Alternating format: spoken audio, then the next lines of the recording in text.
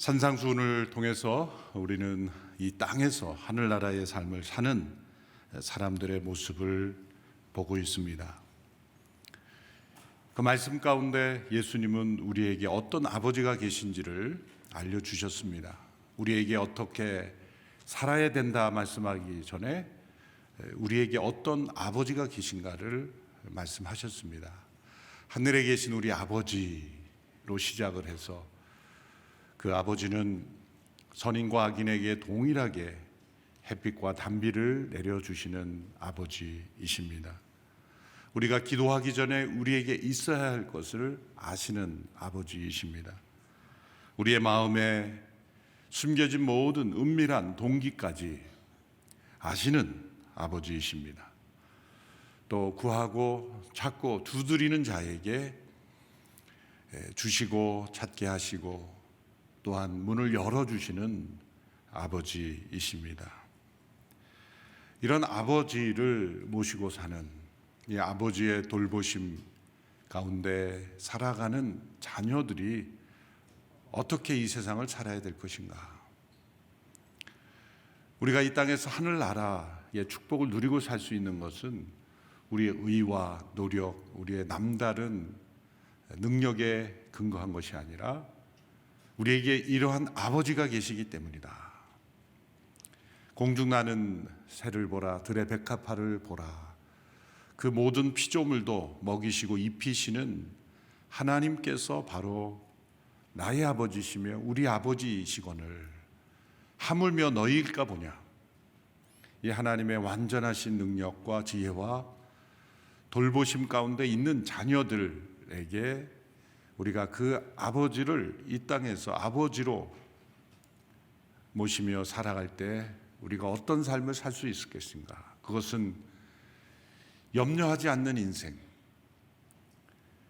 걱정 없는 인생, 그것은 미래에 대한 준비나 아무 계획 없이 아무렇게나 사는 인생이 아니라 우리의 삶에 최선을 다하는 노력하는 삶을 살지만 내일에 대하여 스스로 염려함으로 하나님께서 아버지께서 해주실 일을 스스로 자기가 할 수 있는 것처럼 그렇게 살아가지 말라는 것입니다.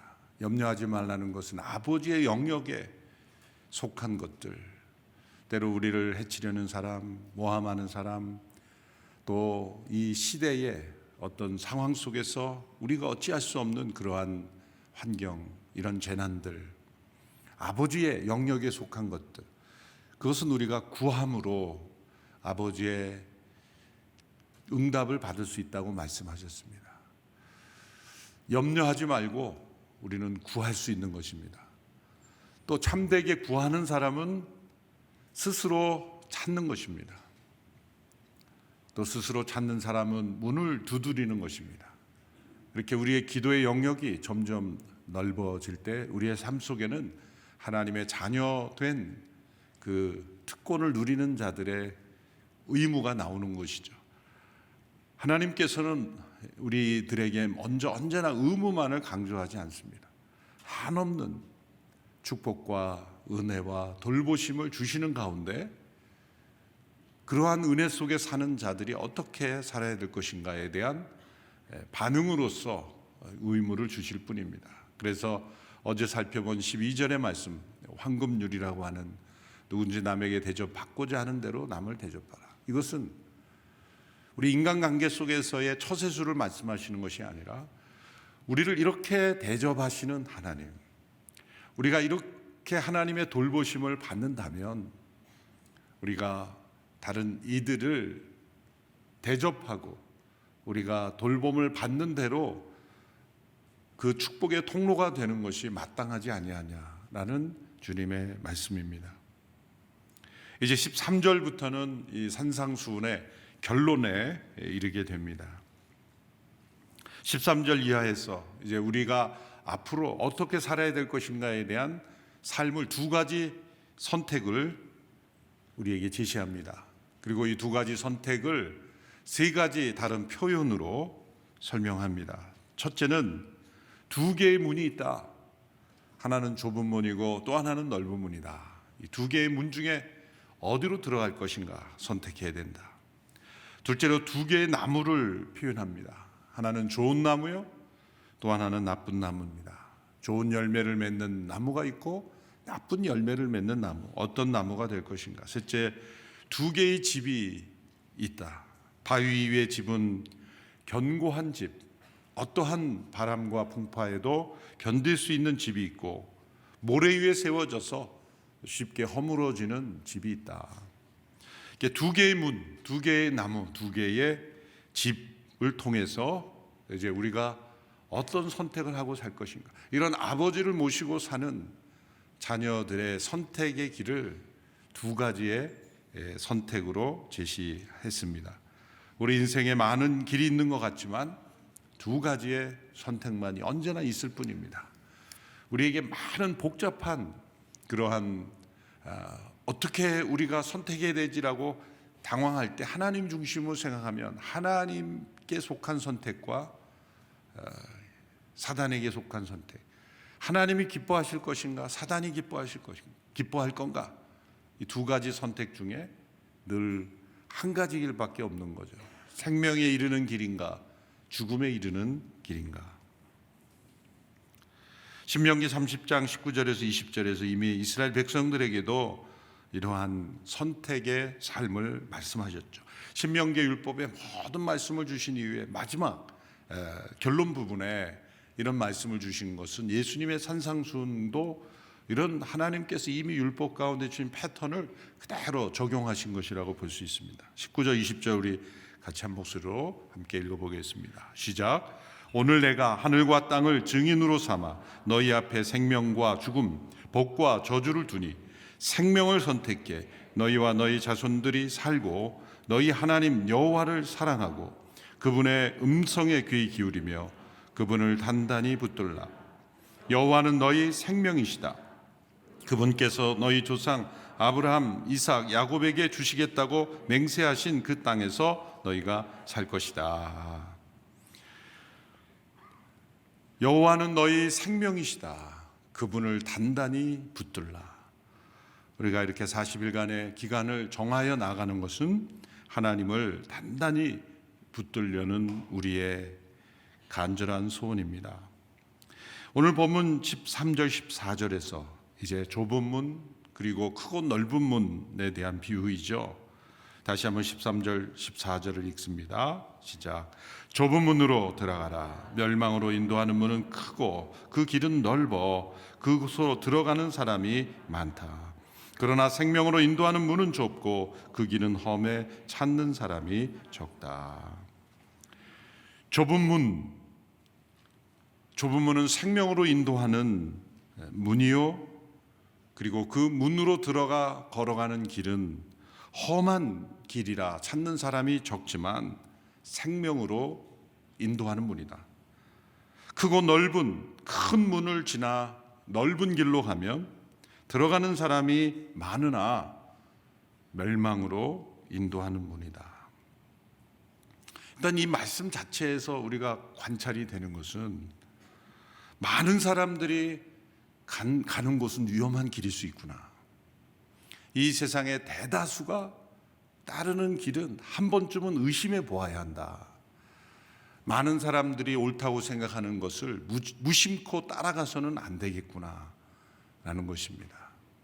우리는 늘 이렇게 믿음의 공동체 안에 살기 때문에 믿음의 사람들이 다수인 것처럼 때로 느껴지지만 전 세계적으로 보면 여전히 소수입니다. 믿음의 사람들이. 우리나라 전체로 봐서도 그렇고 퍼센테이지가 우리나라 믿음의 사람들이 뭐 때로는 한때 20%가 됐다 뭐 그렇게 했지만 사실은 10%, 10몇 퍼센트 내외. 또 진짜 뭐 교종만 두는 것이 아니라 진짜 믿음으로 이 주님과 동행하는 성도의 지수를 그렇게 조사한다고 한다면 몇 퍼센트가 될까?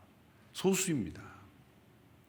그 퍼센테이지를 계속 늘려가는 것이 하나님의 뜻이지만 전체적으로 볼 때는 멸망으로 가는 문과 길을 택한 사람이 훨씬 더 많습니다. 그 말씀을 여기에 선택하는 거예요. 기억하십시오. 우리는 언제나 소수의 길을 걷는 것입니다.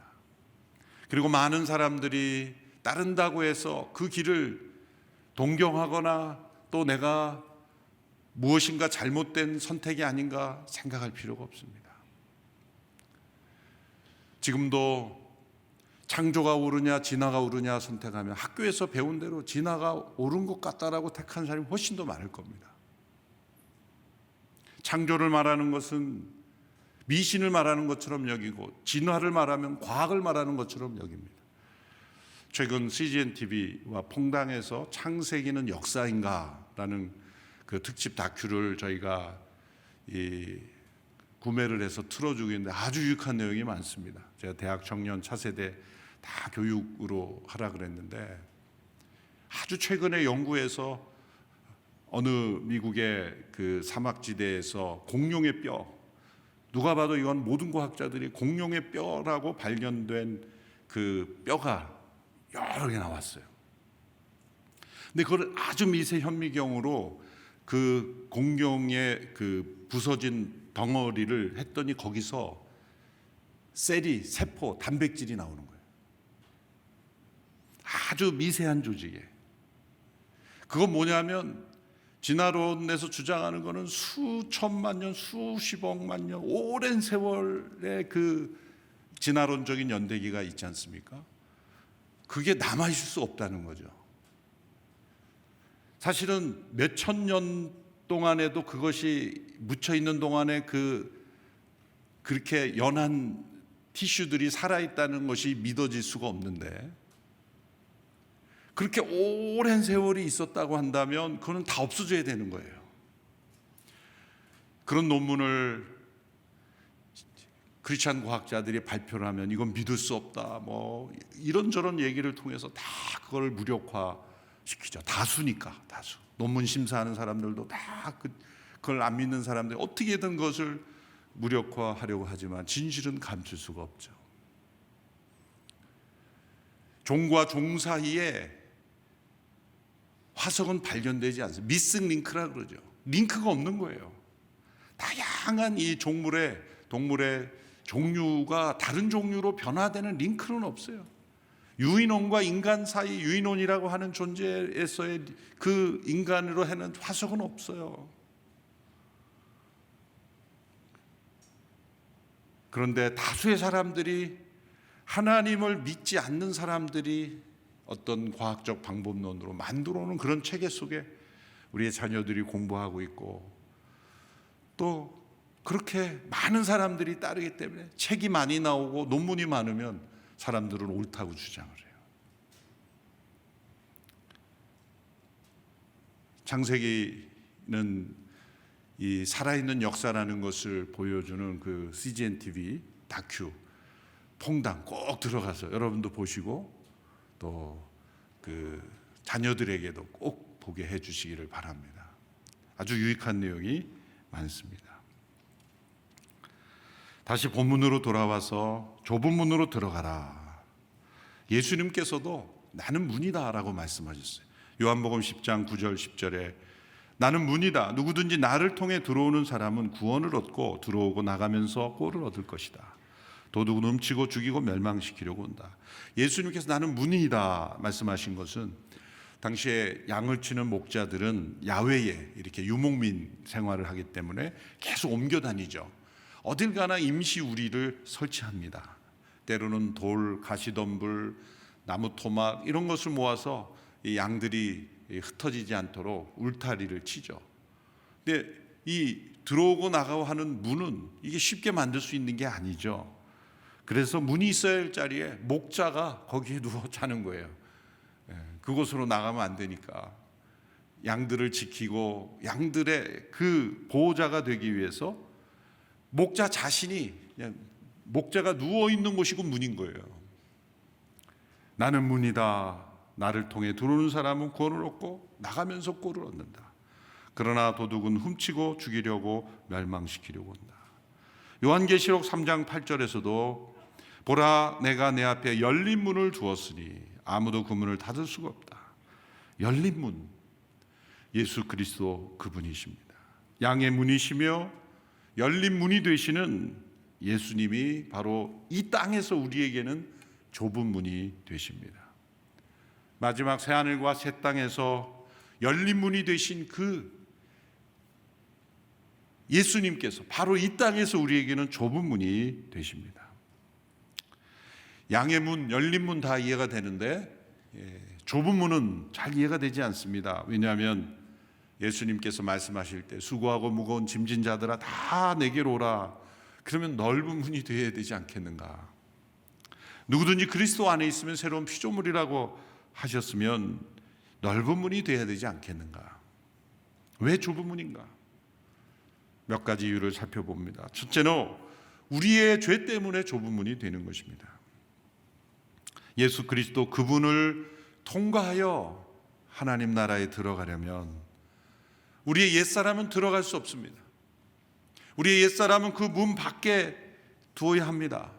예수님께서 좁은 문이 되시는 그 문 입구 안에는 이런 안내문이 붙어 있습니다. 여러분의 옛사람을 문 밖에 두고 오시오. 이 좁은 문은 두 사람이 함께 통과할 수 없습니다. 옛사람과 새사람이 함께 들어갈 수 없습니다. 옛사람은 십자가에 못 박아야 들어갈 수 있기에 좁은 문인 것입니다. 자기를 부인해야 들어갈 수 있고 자기를 부인해야 보이기 때문에 좁은 문인 것입니다.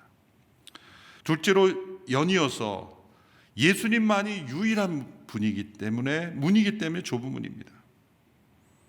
예수님만이 우리가 구원받을 수 있는 유일한 분이라는 이 진리를 사람들은 편견이라 말하고 또 속이 좁다 말하며 배타적이라고 말합니다. 그러나 꼭 예수님만 믿어야 된다라고 그 주장하시는 하나님이 아니라 무엇을 믿건 다 구원받을 수 있다라고 말한다면 그것이 과연 진리일까요? 미국의 그 앵커 진행자인 유명한 오프라 윈프라라는 분이 있죠. 맞죠? 오프라 윈프라. 새벽이라서 가끔 이름이 혼동이 됩니다. 제가 미국에 있을 때 어느 인터뷰를 봤는데 깜짝 놀랐어요.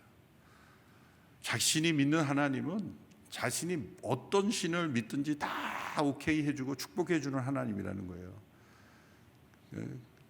어떤 사람들이 말하기를 꼭 예수님만 믿어야 된다는 신은 나는 그런 그 배타적인 하나님은 믿지 않는다. 한때 그리스도인이다 이렇게 알려져 있는데 아니더라고요. 그런 사고방식이 굉장히 포용적인 것 같고 넓은 시각인 것 같지만 진리는 언제나 좁은 문입니다.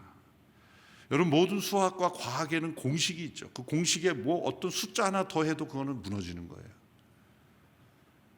과학자들만큼 이 진리가 배타적이라는 것을 잘 아는 사람들이 없어요. 산수의 공식 하나도 더 할 수가 없어요. 1 더하기 1은 2죠. 어떤 사람은 왜 3은 안 됩니까? 우겨봐야 안 되는 거예요. 분명한 진리일수록 배타적인 거예요. 다른 답은 없는 거예요. 영적인 진리도 마찬가지입니다. 예수님만이 구원의 유일한 문이시기 때문에 좁은 문인 거예요. 셋째로 모든 사람이 각자 혼자 들어가야 하기 때문에 좁은 문인 거예요. 가족이 함께 갈 수 없어요. 공항 검색대에 가면은 또 이민국 심사를 가보면 한 사람 한 사람 여권을 봐야 되는 거예요. 물론 몇 사람이 하도 결국은 한 사람 한 사람에 봐야지 대표로 한 사람이 해서 들어갈 수 없어요. 천국의 문 앞에서 우리는 한 사람씩만 그 천국의 심사대 앞에 서게 됩니다. 제가 아는 분이 온누리교회 장로님인데요. 이렇게 얘기해봐야 소용이 없어요. 누가 대신 아는 사람이 대신해 줄 수 있는 게 아닙니다. 그래서 좁은 문입니다. 넷째로 가장 급진적인 결단을 요구하기 때문에 좁은 문인 것입니다. 그 문은 영원으로 인도하는 문이기 때문에 이 땅에서 우리가 선택하는 가장 급진적인 결단을 요구합니다. 이 땅에서 우리가 선택할 때는 기회가 있습니다. 그러나 그 기회는 영원하지 않습니다. 하늘문이 닫히는 때가 옵니다. 그 열린 문이 닫히면 다시는 그 문으로 들어갈 수 없기에 그 문이 열려 있을 때 들어가야 합니다. 그러면 이 땅의 모든 것을 다 버릴지라도 그 문으로 들어가야 하는 것이죠. 이 땅의 모든 것을 얻고 그 문으로 들어가지 않겠느냐? 이 땅의 모든 것을 버리고 그 문으로 들어가겠느냐? 선택한다면 땅의 모든 것을 다 잃어버릴지라도 그 문을 택해야 하기 때문에 그 문은 좁은 문입니다. 때로 하나님께서 이 땅에 우리에게 속한 것을 잃어버리게 하고 고난을 통하여 이 땅의 것을 끊는 이유가 바로 좁은 문으로 들어가도록 우리를 이끄시는 것입니다. 이 좁은 문으로 들어가면 좁은 길이 나옵니다. 좁은 문은 구원의 문을 의미하고 좁은 길은 제자의 도를 의미합니다. 세상의 모든 종교의 논리를 보시면 이게 거꾸로입니다. 구도자의 길을 가다가 나중에 문을 발견한다 이렇게 말하지만 예수님은 문이 먼저고 길이 나중입니다. 길을 가다가 길을 찾다가 여러 갈래 길을 갔다가 구원의 문을 만나는 게 아니라 우리에게 구원의 문이 되신 양의 문이 되신 예수님을 통해 들어가면 좁은 길로 가는 거예요. 그런데 좁은 길로 쭉 가다 보면 우리는 이미 천국에 와 있음을 알게 된 거예요. 천국의 심사대를 다시 또 우리가 통과해야 되는 게 아니라 이 땅에서 천국의 심사대를 통과하여서 이 땅에서 천국을 살다가 천국을 가는 거예요. 제가 뉴저지에 사역할 때 우리 이상주 목사님 밴쿠버 온누리교회 사역할 때 와서 강의를 해달라 그래서 밴쿠버에서 강의를 하고 다시 미국으로 돌아가는 기회가 있었습니다.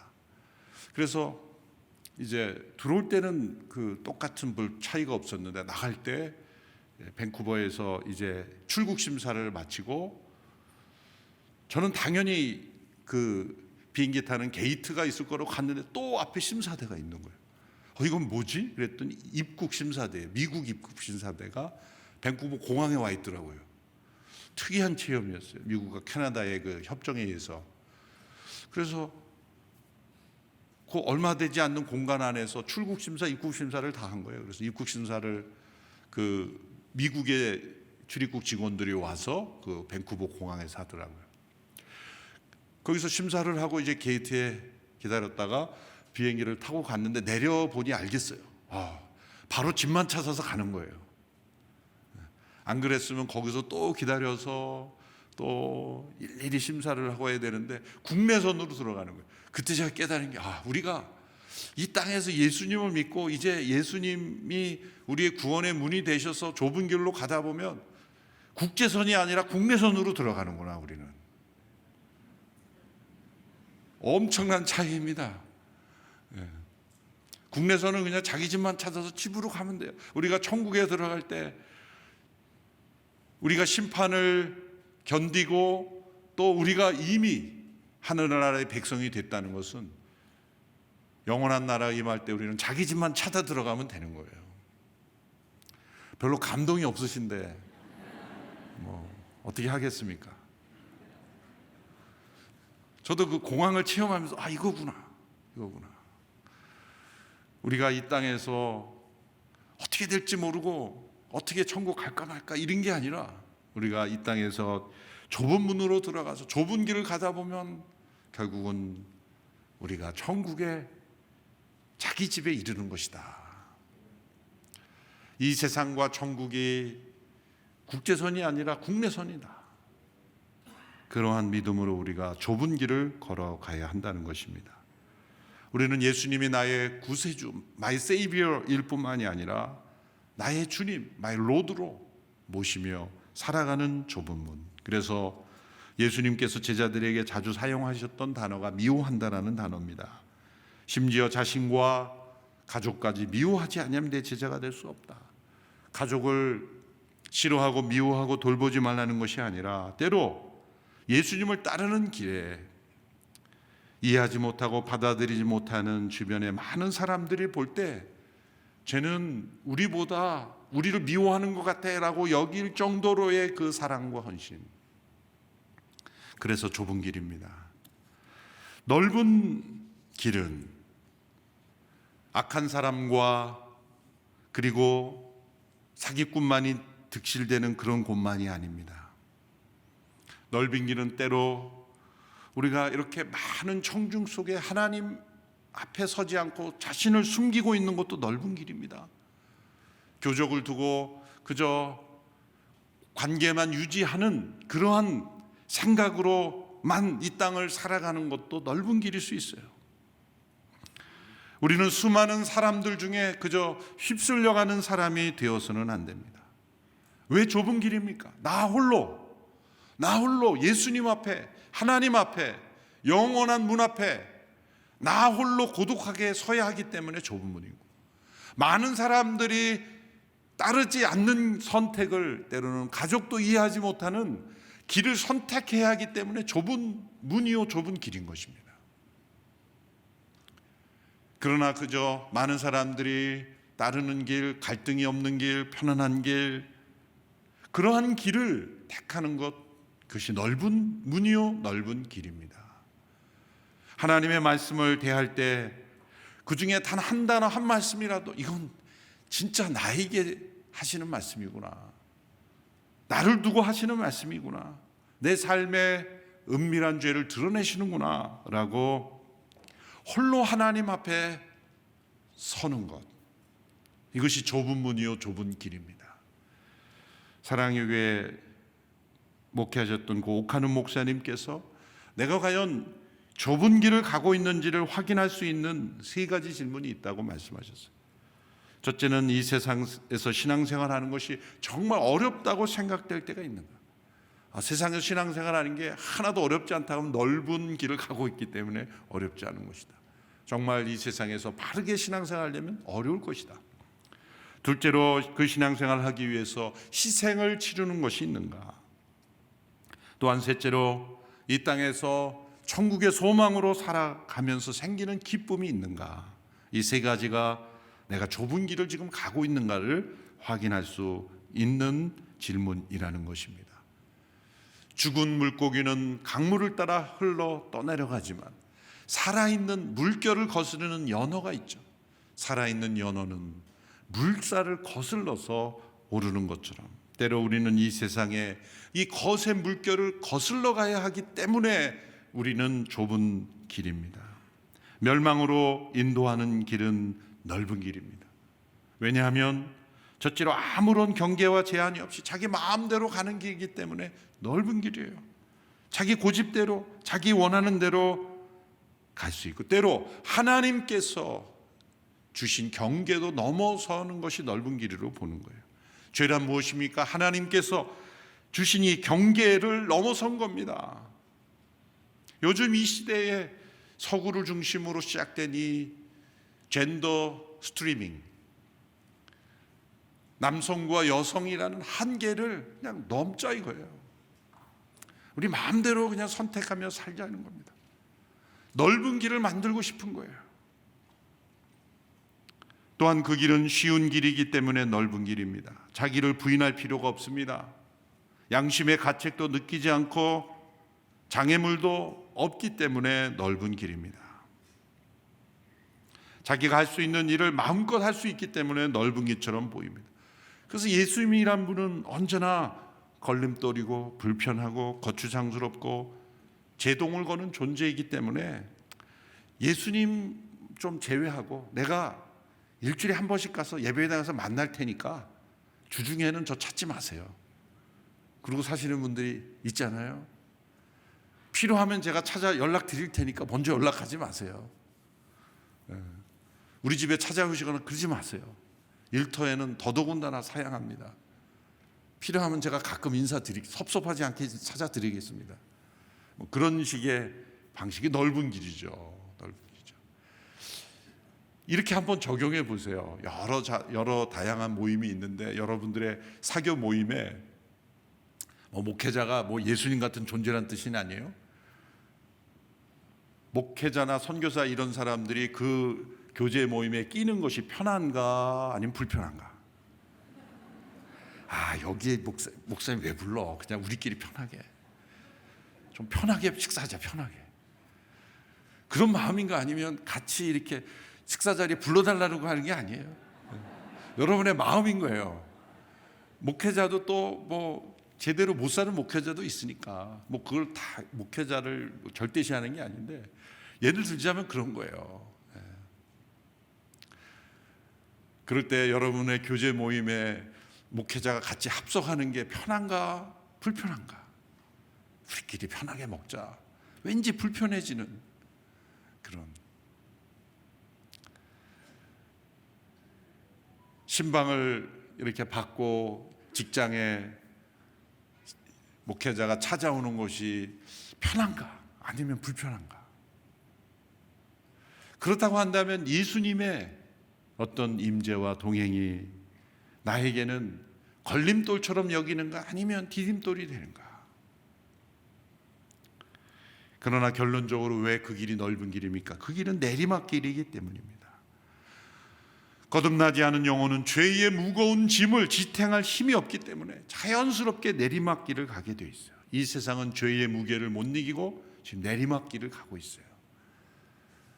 지구 전체가 멸망으로 내려가고 있는 겁니다. 인간 자신의 힘으로 내리막길을 거스를 수 없습니다.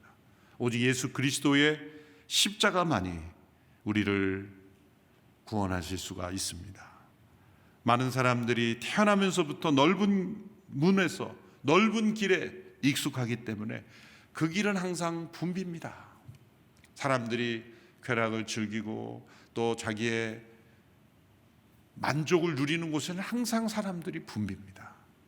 그러나 조용히 홀로 하나님 앞에 서는 자리는 언제나 사람들이 찾아보기 힘듭니다. 우리가 이 땅에서 좁은 문으로 예수 그리스도를 만났다면 이제 좁은 길로 걸어가는 우리 모두가 되기를 주님의 이름으로 축원합니다. 기도하겠습니다. 하나님 아버지, 우리가 이 땅에서 좁은 문 대신 예수 그리스도를 만나 좁은 길로 믿음의 삶을 살아가는 주님의 백성들이 되기를 원합니다. 이 땅에서 때로 사람들에게 따돌림을 당하고 오해받고 인정받지 못할지라도 우리 아버지 하나님 그분만을 바라보며 믿음으로 살아가는 저희들이 되게 하여 주시옵소서. 예수님의 이름으로 기도합니다. 아멘. 계속해서 말씀을 가지고 하나님께 기도하며 나가길 원합니다. 하나님, 멸망의 길을 가지 않고 생명의 길을 가며 살기를 원합니다. 나의 뜻을 따르지 않고 하나님 아버지의 뜻을 따르며 살기를 원합니다. 세상의 풍속을 따라 살지 않고 하나님 나라를 추구하며 살기를 원합니다. 사람의 욕심을 따라 살지 않고 하나님의 말씀을 따라 살기를 원합니다. 안락함을 추구하지 않고 예수님의 제자의 길을 가기를 원합니다. 다 같이 합심해서 기도하겠습니다. 하나님 아버지, 오늘도 하루를 어떻게 살아야 하는지 저희들에게 말씀해 주시니 감사합니다. 좁은 문을 이해하고 그 좁은 문으로 들어가기를 소망하고, 그리고 그 좁은 문을 통해 하나님께서 제시하시는 그 길을 따라가는 저희들이 되기를 원합니다. 세상이 추구하고 있는 가치관을 따라 살지 않고 오직 하나님 나라를 추구하며 사는 하나님의 사람이 되기를 원합니다. 나의 뜻, 나의 욕심, 나의 욕망을 추구하며 살 인생이 되지 않고 오직 하나님의 말씀에 순종하며 하나님의 뜻을 추구하며 일생을 살아가는 하나님의 백성들이 되기를 원합니다. 단지 예수님만 믿고 사는 신앙인이 아니라 청지기로서 살기를 원하고 예수님의 제자로서 이 땅을 살아가는 하나님의 백성들이 되기를 원합니다. 하나님, 그동안에 큰 문을 추구했던 우리들의 어리석음을 용서하여 주시옵시고 이제부터 우리의 영의 눈에 좁은 문이 보이게 하시고 그 길의 소중함을 깨닫게 하여 주시옵시고 오직 예수님 외에는 아무도 구원이 될 수 없다는 분명한 사실을 붙잡고 날마다 자기를 부인하고 나의 옛사람을 벗어버리며 하나님의 길을 살아가는 거룩한 백성들이 될 수 있도록 인도하여 주옵소서. 오늘 하루의 삶도 좁은 문 좁은 길을 따라가는 하나님의 백성의 삶이 되도록 인도하여 주시옵소서. 아멘. 선교를 위한 중보기도를 하겠습니다. 양지 선교센터를 위하여 기도합니다. 단기 선교사, 장기 선교사, 훈련 지망생들이 계속 늘어나게 하여 주옵소서. 예수님의 뜻을 이루기에 합당한 선교사님들을 배출하는 선교 훈련센터로 잘 운영될 수 있도록 도와주시옵소서. 두란노의 선교가 창립 30주년을 맞이했습니다. 이 새로운 시대에 새로운 컨셉을 가지고 하나님의 뜻을 이루어 나가는 선교 단체로서 훌륭하게 성장해 갈 수 있도록 인도하여 주시옵소서. 다 같이 중보기도 하겠습니다. 하나님 아버지 감사합니다. 선교는 하나님의 거룩한 뜻이요 교회가 존재하는 목적입니다. 하나님, 양재 세계 선교센터 훈련원을 세워주시고 계속해서 많은 지원자들이 나오게 하신 것 감사합니다. 단기 선교 지원자들이 늘어나게 하시고 장기 선교 지원자들이 계속 늘어나서 그곳에서 성령의 놀라운 역사가 계속 이어지게 하여 주시고 세계를 품고 예수님의 마음을 가지고 복음을 들고 나가고자 하는 열정이 세대를 넘어서서 모든 세대가 참여하여 한국 교회가, 오늘의 교회가 세계 선교에 하나님이 맡기신 많은 일들을 온전히 감당하는 역사가 계속되게 하여 주시옵소서. 두란노의 선교를 지난 30년 동안 인도하신 것 감사합니다. 하나님, 새로운 선교 환경이 만들어지고 있습니다. 이 환경에 따라 전략도 비전도 훈련 내용도 변화되어서 이 시대를 정말로 잘 감당해 나갈 수 있는 선교사님들을 후원하고 배출하고 그 사역을 감당하는 하나님의 기관이 될 수 있도록 인도하여 주시옵소서. 하나님 아버지, 오늘 말씀을 통해 어떻게 살아야 하는지 가르쳐 주시니 감사합니다. 그동안에 큰 문을 추구하던 우리들의 모습을 회개합니다. 이제부터 나의 뜻을 내려놓고 하나님의 뜻을 따라 살게 하여 주시옵소서. 나의 욕심에 이끌리지 않고 하나님의 말씀을 따라 순종하며 살게 하여 주시옵소서. 세상의 가치관, 풍습을 쫓아 살지 않고 오직 하나님 나라를 추구하며 살게 하여 주시옵소서. 무엇보다도 안락함을 추구하지 아니하고 예수님의 제자의 길을 추구하며 살아가는 하나님의 사람들이 되게 하여 주시옵소서. 예수 그리스도의 은혜와 하나님 아버지의 사랑과 성령의 교통하심이 선포된 말씀을 통해 어떻게 살아야 하는지 자기의 삶을 다시 한번 정리하고 나아가는 예배하는 모든 성도들과 복음을 들고 수고하시는 선교사님들과 하나님의 구원을 기다리고 있는 북한 땅의 백성들 머리 위에 영원히 함께 하시길 축원하옵나이다. 아멘.